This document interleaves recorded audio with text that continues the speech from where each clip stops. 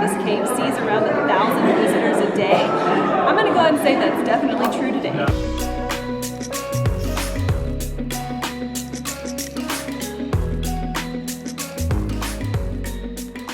Today's our last day in Inle Lake, and tonight we take a night bus to Bagan. But before we leave, we've got a full day planned out in the Pindaya Caves. So we're going to go check out and meet our taxi driver now. Bye, nicest hotel room we've stayed in.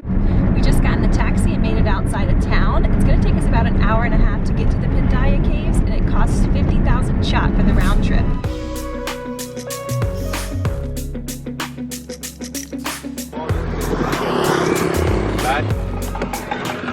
Our taxi driver just stopped us off at an animal market that's going on today, so we're checking it out.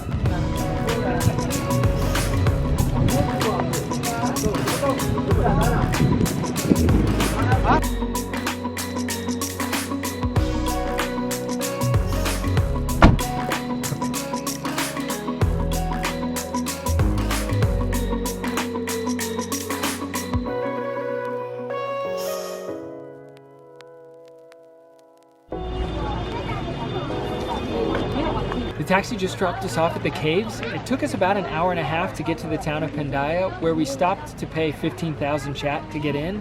Then it took us about 15 minutes to get up to the mountain here. It really was a nice drive though. We stopped a couple times along the way, and now we're going to explore the caves. There's actually 3 different caves in this area, but we're only allowed to enter one. It's 150 meters long, and I read that there's around 8,000 or 9,000 different Buddha statues and images. So here we go.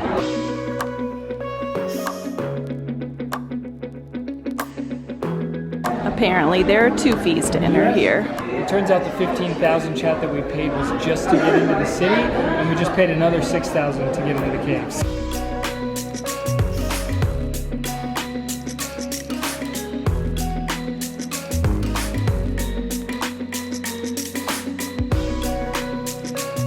It just keeps going and going.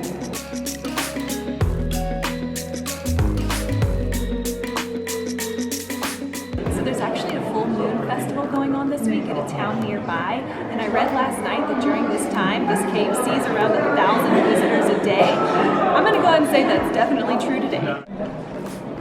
This area is called the Maze, and it is appropriately named. I hit a dead end. Well, right here, but I think I can keep going.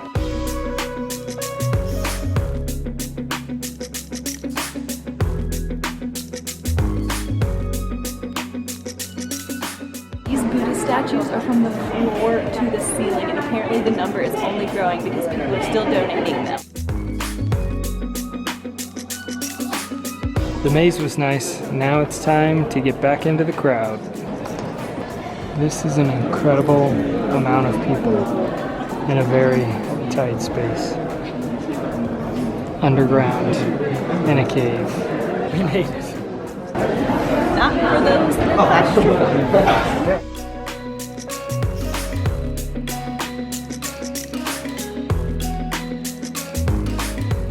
Jess is quite the minor celebrity here at the caves.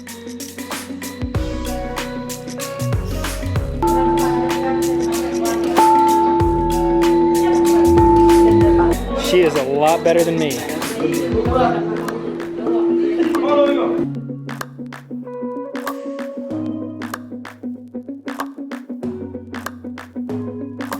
Jess is making friends every minute.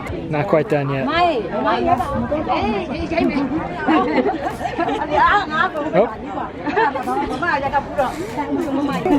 one more. I'm gonna have to intervene at some point. We were a little bit surprised about the cost to get into this place, but it was really very cool. And as packed as it was, there were so few Westerners. It's all just local people here to visit the caves. This lady just chased her down coming out of the gate. So we're looking for BB 1740. Yep. There he is.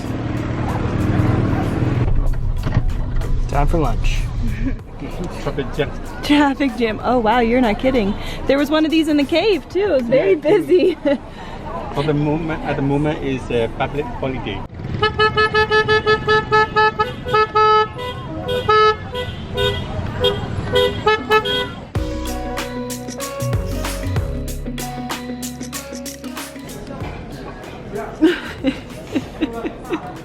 Are you ashamed? A little bit. Not me. We just finished up lunch and now it's time to make the drive back to Nyaungshwe.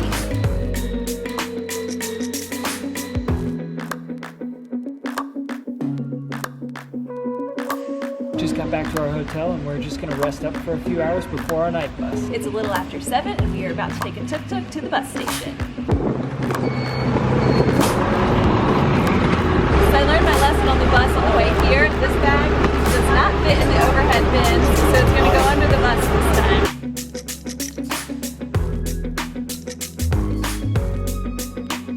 So they're home for the next 8 hours. It's not quite as updated as the JJ Express. And we're off. It's an 8-hour ride, so we're going to be arriving around 4 a.m. It looks like we found ourselves right in the middle of a full moon party. It's been a really smooth ride. We just made it to Bagan and it's only 3:15 in the morning. We're not even sure if our guest house is open yet, so we're gonna give them a call and get this figured out.